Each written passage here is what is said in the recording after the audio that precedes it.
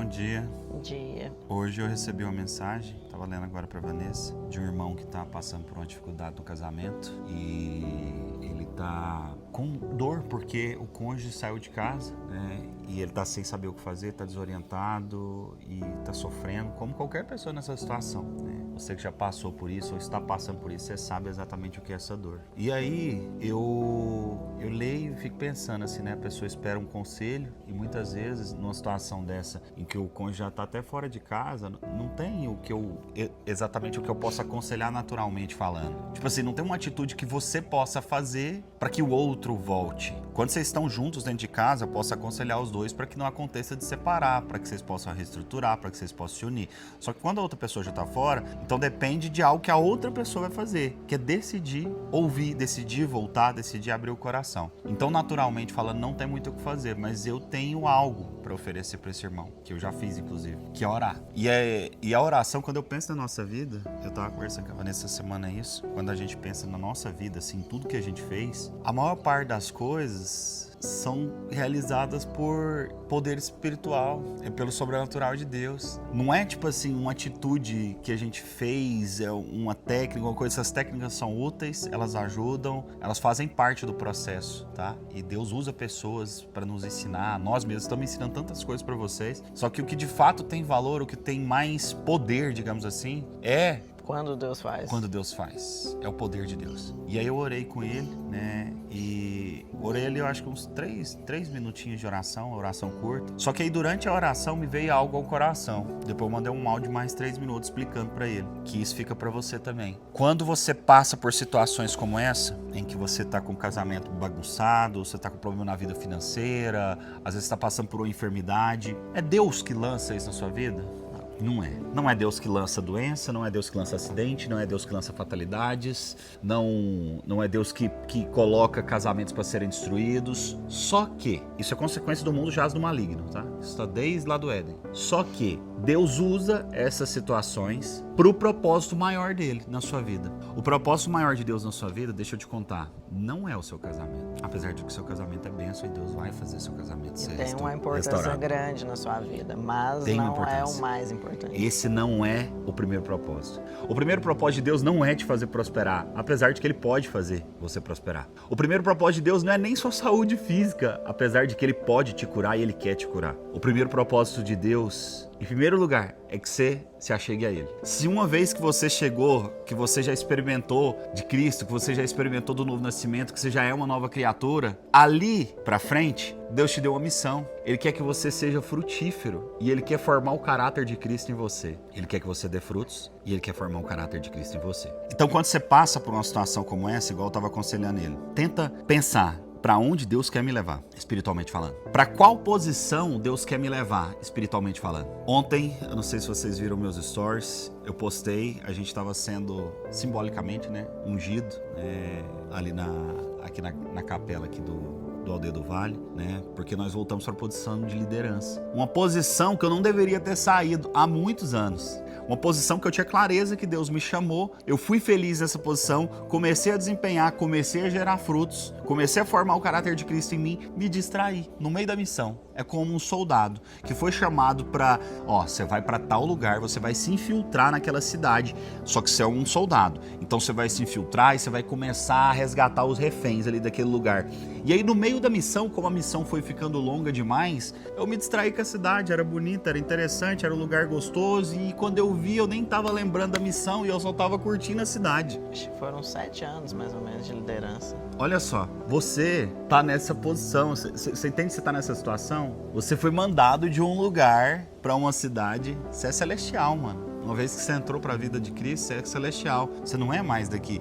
Você entrou para essa cidade, Deus te plantou em um determinado lugar numa missão, para que você gere frutos, para que você tenha o caráter de Cristo formado em você. Só que você distraiu, talvez. E aí, às vezes, Deus usa essas situações. É muito importante eu te dizer. Ele usa essas situações, ele não promove essas situações. Essas situações são promovidas, às vezes, por besteira que você fez. Consequências de atos, né? Consequências de atitudes suas, de atitudes do seu cônjuge, atitudes de terceiros. Só que aí Deus usa essa situação para o quê? Para o propósito maior dele, que é te aproximar dele. Mais importante do que você estar próximo do seu cônjuge é você estar próximo de Deus. Mais importante do que os seus filhos estarem com você em casa é seus filhos estarem prostrados diante de Deus. Isso é infinitamente mais importante. Então, no meio desse desespero, no meio dessa tempestade que você está passando, deixa eu te dizer uma coisa: olha para Jesus. Olha para Ele, busca a presença do Senhor. Lembra aonde Deus quer me plantar, aonde que Ele quer que eu volte, para qual posição. É nessa posição que o recurso vai ser liberado. É nessa posição que Deus vai continuar te conduzindo. E você está reprovando na prova, você faz a prova, bomba. Você lembra na escola como é que é? Quando você bomba, o que acontece? Você começa de novo.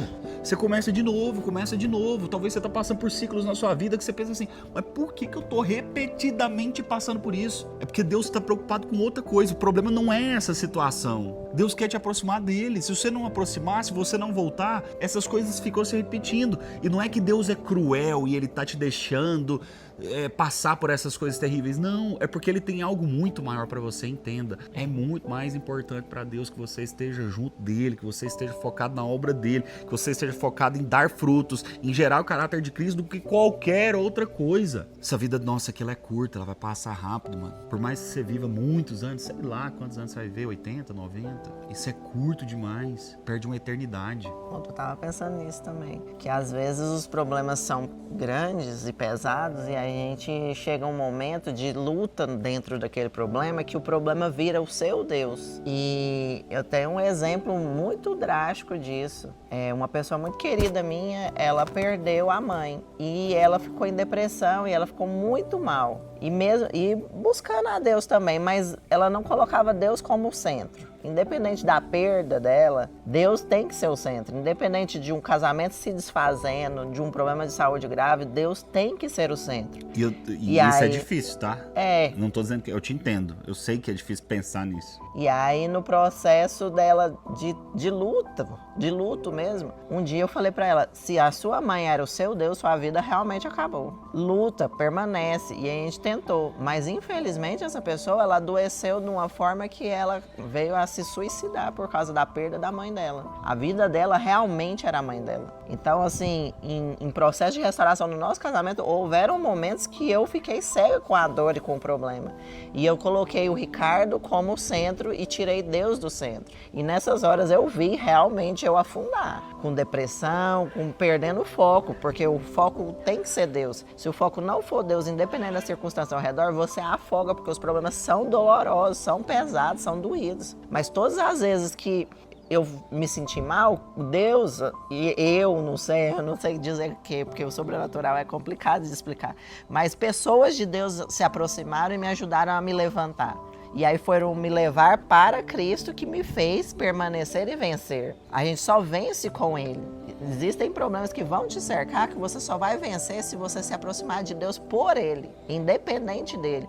E eu, na minha vida cristã, houveram momentos de arrogância que eu cantava, teve um louvor que eu cantava, que falava assim, não importa as circunstâncias, eu te adorarei, alguma coisa assim. E eu pensava que realmente isso era verdade na minha vida, que eu já tinha passado por muita coisa, então não importasse a circunstância, eu ia adorar a Deus. E aí houveram depois momentos, anos depois dessa, porque foram episódios bem específicos que eu senti assim, acho que foi tanto, a vaidade marcou naquele dia em mim, que eu falei, que eu louvei isso e pensei, eu acho que isso é real na minha vida. Anos depois, eu ouvi esse louvor e eu comecei a chorar, eu falei, não foi real. Eu fui crescendo e aí eu cresci na dor e entendi que não foi real sempre. Houveram momentos que realmente eu tirei Deus do centro. E aí eu me arrependi de um dia achar que eu tinha esse poder de deixar Deus no centro, independente das circunstâncias, que eu era forte. A gente não é forte, a gente é fraco, a gente cai, levanta, cai, levanta. Mas lembra, a receita para resolver qualquer problema é colocar Deus no centro. O nosso verdadeiro amor não é o marido. O maior e verdadeiro amor, aquele amor que Hollywood coloca nos filmes, não é você e um homem, ou você e uma mulher, é você e Deus.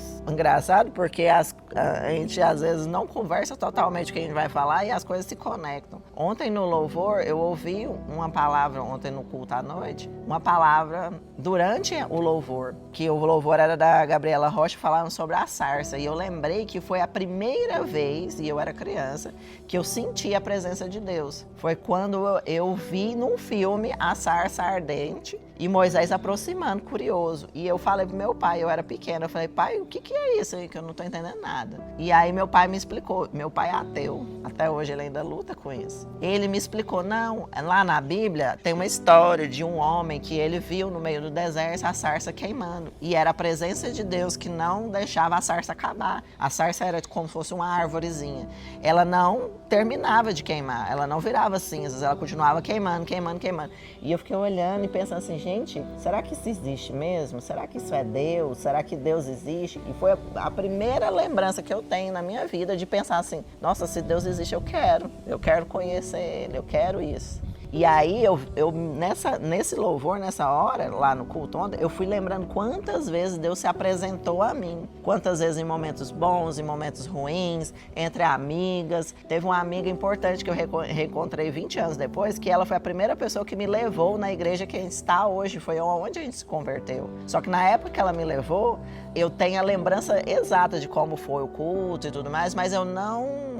Ficou marcado. Foi uma oportunidade que Deus me deu. Naquele dia eu não aceitei Jesus de todo o coração, mas ficou marcado. E aí, na minha cabeça, eu senti assim, essa é a verdadeira história de amor. Quantas vezes Deus chegou próximo, eu fugi. Quantas vezes Deus se apresentou, eu fugi. Quantas vezes eu aceitei Deus entrar e aí grandes coisas aconteceram. Esse é o romance que a gente está escrevendo a nossa vida. E esse tem que ser o centro. Você tem que parar e lembrar que, na verdade, tudo aqui é passageiro e a história daqui vai se passar. Mas a história com Deus, ela é eterna. Não, o tempo já concluiu. É isso?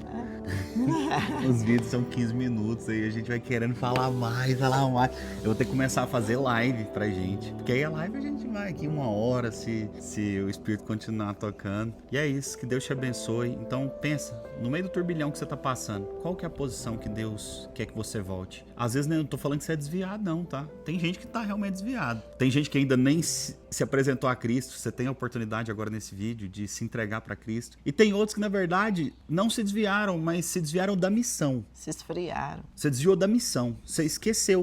Às vezes é uma simples liderança igual essa. Assumiu a liderança de célula. Assumiu uma posição. Talvez você não está na posição apenas. Volta para a posição. Amém. Deus está querendo te atrair, tá? Ele está usando as circunstâncias da vida para te atrair para a posição. Deus te abençoe. Tamo junto. Valeu. Agora vai malhar. Nós vamos.